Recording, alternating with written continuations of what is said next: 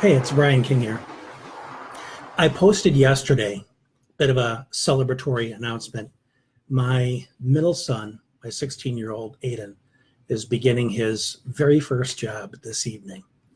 He'll be working at a local Mickey D's. And the closer we get to it, the more anxious I get about this. And I did some reflection on that. Say, why am I so anxious about this? Because he's the one who's starting the job. And it occurred to me that for his entire life, this is one of the moments I've been preparing him for. He began his life with great difficulty. If you have a child with special needs, you know how bumpy the first few years are, especially before you get the diagnosis and the interventions begin and such. But Aiden had a significant speech delay. We started with early intervention at 3. He really didn't start speaking clearly till 6. He had several meltdowns a week, zero frustration tolerance. If we took him out in the sun, he would cover his eyes as tightly as he could and scream like we were torturing him. He couldn't handle natural light. As soon as we come to the door, he'd strip down to his underwear because he couldn't stand the feeling of clothing on his body. Huge sensory issues. And socially, of course, was difficult because of his difficulty speaking, his difficulty being in the classroom, being very, very fidgety. And we weren't sure kind of where his life was going to go. We were hopeful, optimistic, as most parents are, and we really poured a lot of supports on him to give him every chance.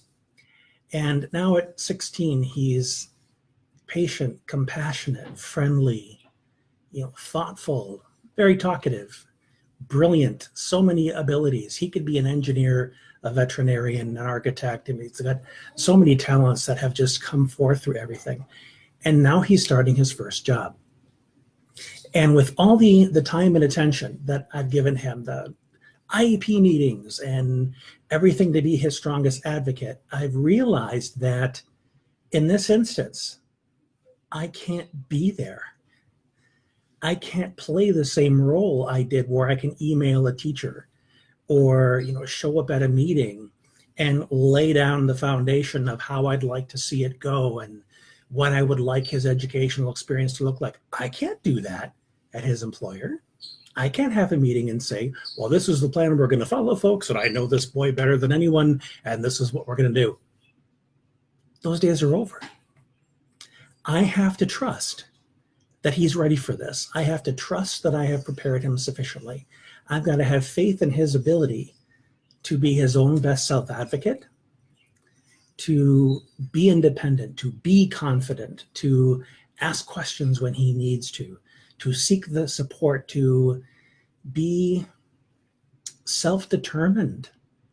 At 16, there is so much going on here. And I don't want to make it about a measure of how I did as a parent, because that job isn't over. That's ongoing. I still get advice from my folks from time to time. I'm 48 years old. I get advice from them whether I ask for it or not. It's just the rule. But I have to realize that, oh my goodness, he's watching. He just typed in the comments that he'll do his best. I have no doubt whatsoever, because this boy impresses me every single day. He's my hero, with what he's been through, how hard he's fought, and the fact that he keeps getting up and going for it and seeing what he can do and approaching life with curiosity and wonder when it would have been so easy for him to shut down. But as parents raising kids with special needs, whatever those needs are, not just autism, it could be dyslexia, it could be cerebral palsy. One of my clients has cerebral palsy, and we're working to not make that such a big part of the worldview of, well, I can't because I have this difficulty, I can't because I have that challenge. The reality is that the world is always going to challenge you. It's always going to challenge you as a parent. It's always going to challenge your child.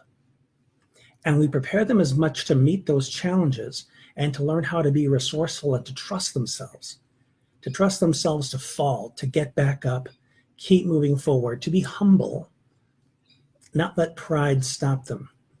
So this is as much a test for It's more so a test for him than it is for me. But the test as far as a parent goes is I've got to let go a little more and trust him to himself and trust him to have this experience without me telling him or anybody else how it's supposed to go. I can't make demands on this like I can on a school system. I have to trust.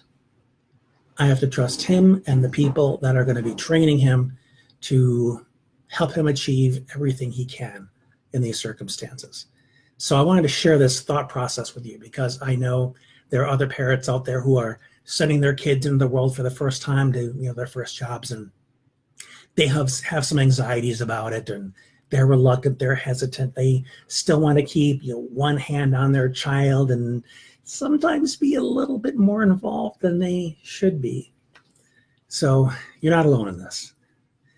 I'm still thinking as I'm going here, if that's not obvious, but I'll let you go for now. Share your thoughts if this is an experience that you're having, have had, how you navigated it, how things turned out for you. Let us benefit from your experience as well. So thank you so much for watching. I really appreciate your time. Everybody take care, and I'll let you know how it goes.